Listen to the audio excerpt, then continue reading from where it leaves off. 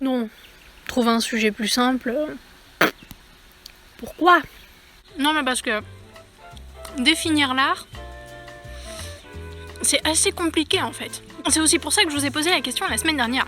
Tout le monde est capable de dire ce qu'on ressent à partir du mot art, mais c'est impossible de définir l'art en une seule phrase. La semaine dernière, vous avez été très nombreux à me répondre et pour ça je vous remercie, c'est vraiment un super cadeau. À partir de ce que vous m'avez écrit, je vais pouvoir vous donner une définition bien correcte et ça c'est cool. Avant tout, il faut savoir que le mot art vient du mot ars en latin, c'est son étymologie. Ars voulait dire technique, savoir-faire et maîtrise. En grec, le mot art se disait techné. Ça a du sens aussi.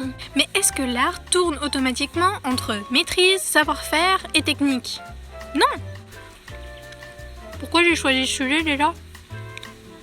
Dans un premier temps, vous m'avez dit que l'art était vaste et était un tout. Mais l'art ne veut pas forcément dire que chaque chose est œuvre d'art. Alors qu'est-ce qui fait de l'œuvre un état d'art? On pourra en reparler dans une autre vidéo. Vous m'avez aussi dit que l'art était un moyen de s'exprimer, d'exprimer nos pensées, d'exprimer nos sensations et de faire passer des messages. Il y a beaucoup d'artistes qui ont fait de grands tableaux, qui ont fait musique aussi, qui ont été créés pour pouvoir faire passer des messages, très souvent politiques et polémiques.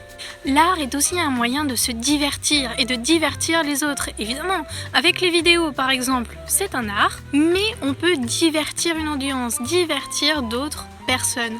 Avec un tableau, nous pouvons aussi divertir d'autres personnes et se divertir soi-même en le créant. Il a aussi été question dans vos définitions que l'art était un agent du temps, comme une capsule témoin de notre humanité, de notre créativité. C'est une trace du passé. J'ai aussi reçu des réponses, notamment par des enfants. Vous m'avez dit que les jeux vidéo étaient de l'art et que les animés aussi ont bien raison.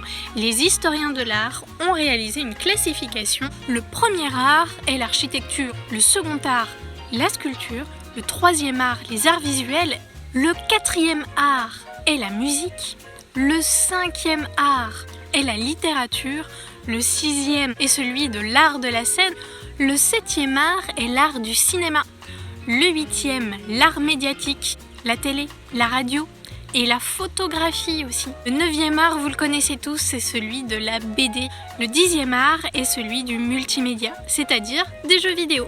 On a même un onzième art qui fait grand débat par rapport à la performance artistique et aux jeux de rôle. Somme toute, l'art est tout de même le pouvoir créateur de l'humain. J'espère que cette définition de l'art vous a plu, sachant que vous avez tous participé. Je vous souhaite une belle journée et à très bientôt.